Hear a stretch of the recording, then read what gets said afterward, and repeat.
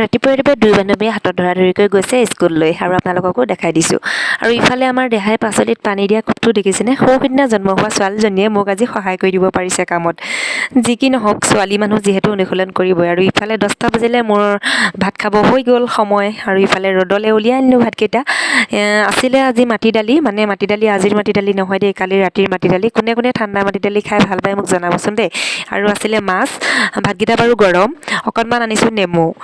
মোৰ বহুতেই বেছি ভাল লাগে, আচলতে মাটি দালিয়ে মই বহুত বেছি ভাল পাওঁ। কোনে কোনে ভাল পায় মোক জনাবচোন।